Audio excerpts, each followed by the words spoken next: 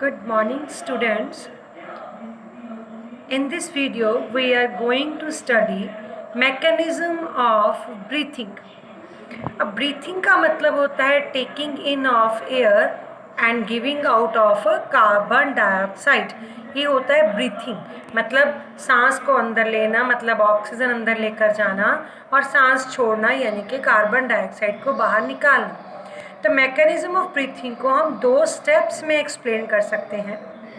First step is inhalation. इसको हम inspiration भी कहते हैं. Inhalation means taking in of air. हम एयर ही अंदर लेके जाते हैं जिसमें से ऑक्सीजन हमारे ब्लड में डिफ्यूज़ होती है. अंदर तो एयर ही जाती है.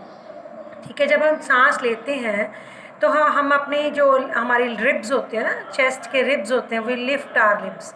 हम रिब्स क्यों लिफ्ट होते हैं? क्योंकि जो उसकी मसल्स होती हैं, रिब्स के साथ अटैच्ड मसल्स होती हैं, वो कॉन्ट्रैक्ट हो जाती हैं.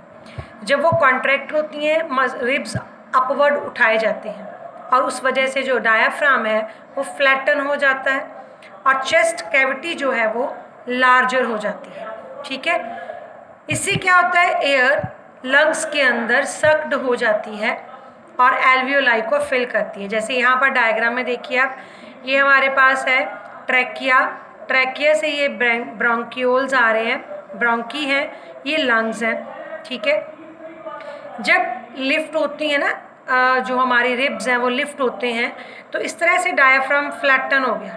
ठीक है. जिसके ऊपर रेस्ट करते हैं लंग्स, वो फ्लैटन हो गया, बाहर की तरफ आ गया. तो उस वजह से ये चेस्ट कैविटी अब लार्जर हो गई है, तो एयर अपने आप ही अंदर सक इन हो जाएगी.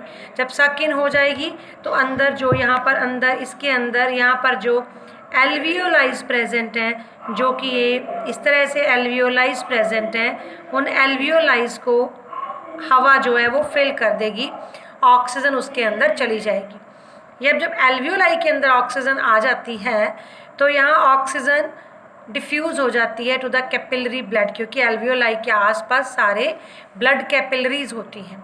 ठीक है. अब उन ब्लड कैपिलरीज में ऑक्सीजन डिफ्यूज़ हो जाती है. ठीक है.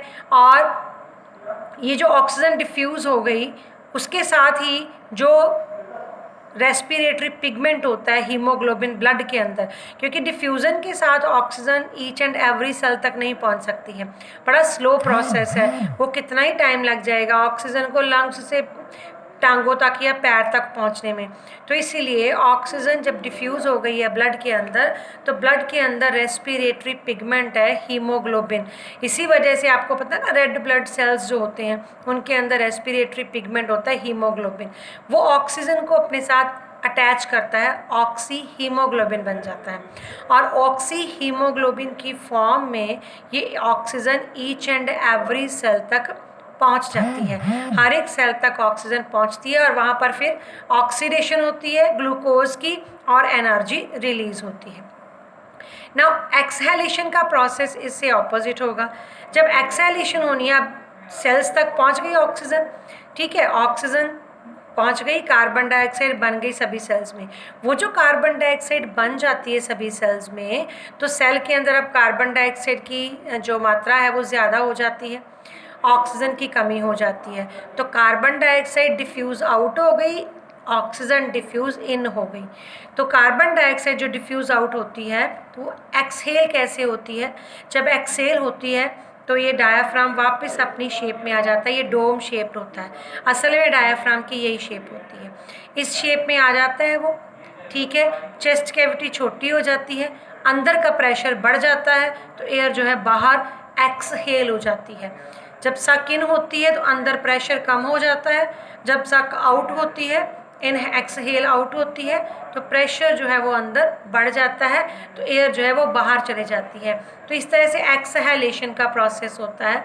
उस समय क्या होता है? मसल्स रिलैक्स हो गई रिब्स के साथ जो अटैच थी, तो डायाफ्राम जो है वो कॉन्ट्रैक्ट कर गया, अपनी पहली डोम शेप में आ गया, चेस्ट कैविटी स्मॉलर बन गई, तो कार्बन डाइऑक्साइड जो है वो बाहर रिलीज हो गई. यहाँ पर एक चीज़ एक नोट करने वाली है कि जब एक ब्रीथिंग साइकिल किसको कहते हैं? ब्रीथिंग साइकिल का मतलब होता है एक बार सांस को अंदर लेना और एक बार बाहर छोड़ना, यानी कि 1 time inhalation and 1 time exhalation को हम ब्रीथिंग साइकिल कहते हैं। ठीक है, एक ब्रीथिंग साइकिल कंप्लीट होता है नॉर्मली, जो अडल्ट ह्यूमन बीइंग होता है वो 1 मिनट में 15 से 20 बार ब्रीथिंग करता है। नॉर्मल ह्यूमन बीइंग 1 मिनट में 15 से 20 बार ब्रीथिंग करता है।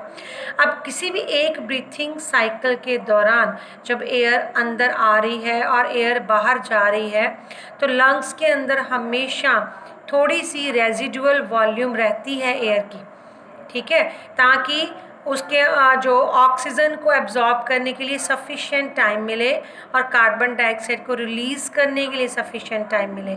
मतलब लंग्स कभी भी एयर से खाली नहीं होते हैं, एयर हमेशा वहाँ प्रेजेंट होती है जिसमें से ऑक्सीजन डिफ्यूज़ इन होती रहती है और कार्बन डाइऑक्साइड ब्लड से डिफ्यूज़ आउट होती रहती है, वो एल्वियोलाई में इकट्ठी होती रहती है। ठीक है, ऑक्सीजन को ब्लड के अंदर हीमोग्लोबिन अपने साथ अटैच करता रहता है और क्योंकि अंदर ब्लड के अंदर कार्बन डाइऑक्साइड की मात्रा ज़्यादा होती है तो इस वजह से कार्बन डाइऑक्साइड ब्लड के अंदर डिफ्यूज़ आउट हो जाती है और वो एल्वियोलाई में कलेक्ट हो जाती है एंड ड्यूरिंग एक्सहेलेशन वो रिलीज़ हो जाती है।